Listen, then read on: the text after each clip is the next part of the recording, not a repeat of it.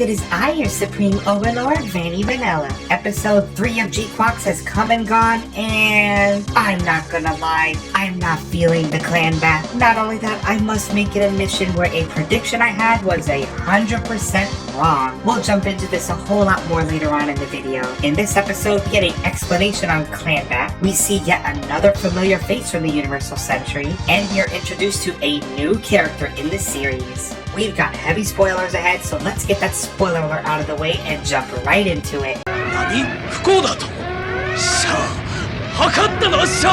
Okay, so right off the bat, Xavier got himself arrested. This guy not only abandoned the GQuuuuuuX, but he then gets himself arrested? Like, come on. I had such high hopes for you. Apparently, due to political red tape, the Soda's crew can do nothing about it either. Not only that, the GQuuuuuuX has gone missing. A state-of-the-art Gundam has just vanished, and no one knows where he'll even start looking. We then catch up with Machu, who's at home with her mother, Tamaki. Apparently, Machu wants to make money, but Mama says that she needs to focus on her studies. This is a common theme in the entire episode, the quest for more money. But here's a scene that I actually appreciate. When they have the GQuuuuuuX hooked up to a diagnostic machine, one of the Pomeranians comments on its strange name. GQuuuuuuX. How do you read this?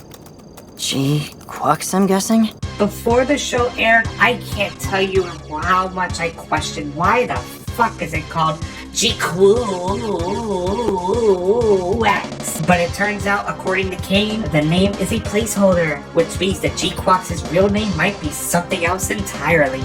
Anki then asks the million-dollar question to Machu. Does she want to try clan back? With the Pomeranians match coming up, they are in need of a mobile suit and pilot. Impressed by Machu's performance against the military police Saku, Anki thinks Machu has what it takes. But the rest of the Pomeranians do not share her optimism. They only see Machu as a kid who would just get in the way. So Machu is in a tough spot with clan back, school, and of course wanting to see the Kira sparkles again. Then, much like many Gundam protagonist mothers, Machu's mom has a bit of a work emergency and has to leave. And just as she leaves, some commotion happens outside. The Sodan is just flying in colony airspace. Yeah, it's a whole lot of confusing. I guess it's their method of trying to get Xavier free. With no Minovsky particle dispersion, it's not treated as an act of war, so they just float there. Anyways, exhausted from her new life, Machu is stuck at school and still conflicted on what to do. So she does what any other sane person does and starts Googling things. Upon Googling and finding Char, she gets a new type jingle and remembers the graffiti from earlier. She rushes out of school and sees it firsthand once again. She then gets Joe Biden and sniffed by a strange boy. Who is this strange boy? This is Shuji,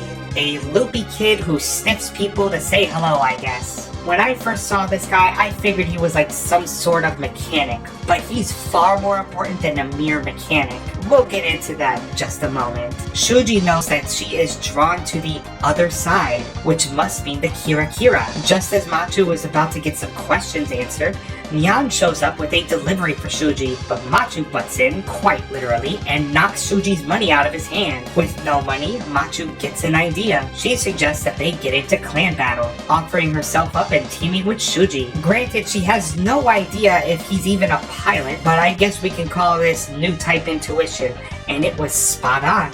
She also convinces Nyan to join in on this little financial deal, with some funny antics. Machu may not be much on the outside, but I will say she's got some hilarious expressions and she's got some cute funny moments. After another bite and sniff, Shuji leads Machu and Nyan into the sewers, where it's revealed that he has the Red Gundam.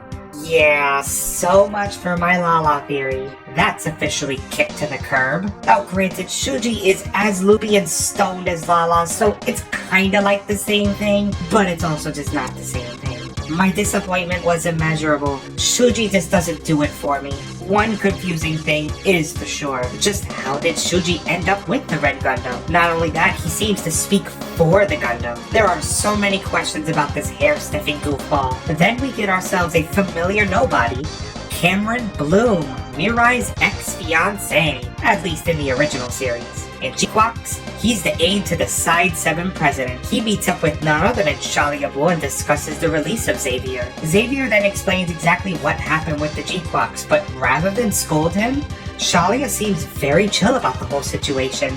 Now here's where we get our introduction to the clan battle. Much like G Gundam and the Witch from Mercury, it's a duel. Biggest difference is, it's a team-based duel.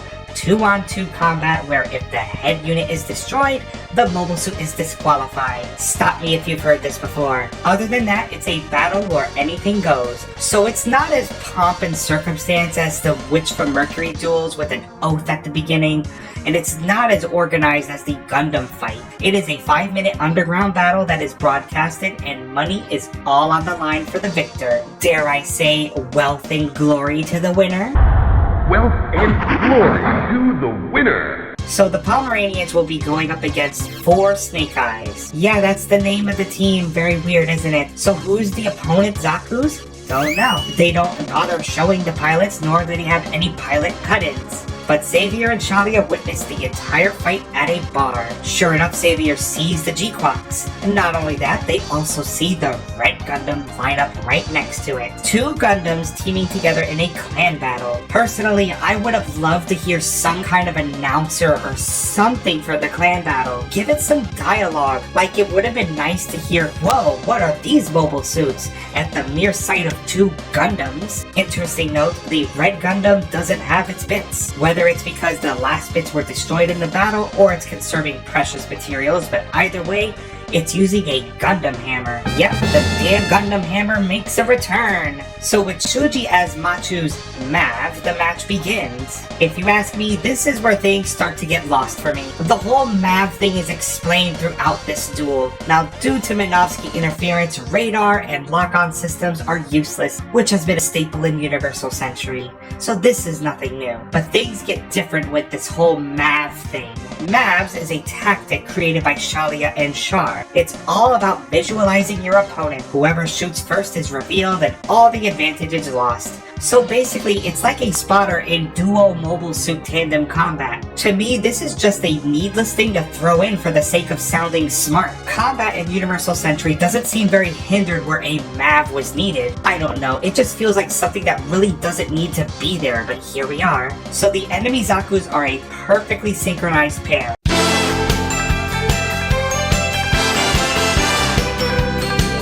And they're giving Machu a hard time, but Machu is holding her ground despite struggling early on. That is until the Zaku pulls a Think fast, Chuckle Nuts! Much like in her first battle, Machu is dazed, not just from the flashbang, but because she is outmatched. But did y'all forget that Shuji is there? Yeah, we get the naked new type moment with Shuji and Machu. Shuji reassures her with some Bruce Lee-like idioms, and she is back in the fight. Don't panic, Machu. You have to be freer. Like a fish swimming in the sea. Now you put water into a cup.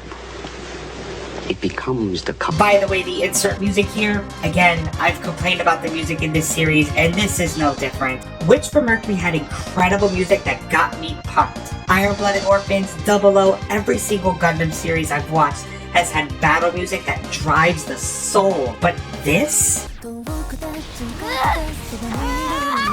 My eyes. I lost my weapon. What do I do? What can I do? I'm sorry, this just doesn't do it for me. Anyways, by a sheer stroke of luck, plot armor, or just once again new type what the fuckery, the Heat Hawk from earlier that was knocked out of Machu's hand was still spinning, and she maneuvered her way to have the same Heat Hawk strike the Zaku in the head. Yeah, you can't make this up. Then after Shuji knocks out the other Zaku, Machu delivers a finishing blow, cutting the Zaku's head off. With both Zaku head units destroyed, the Pomeranians win. Before the end of the episode, Shuji tells Machu that the Gundam is now telling them it's time to run.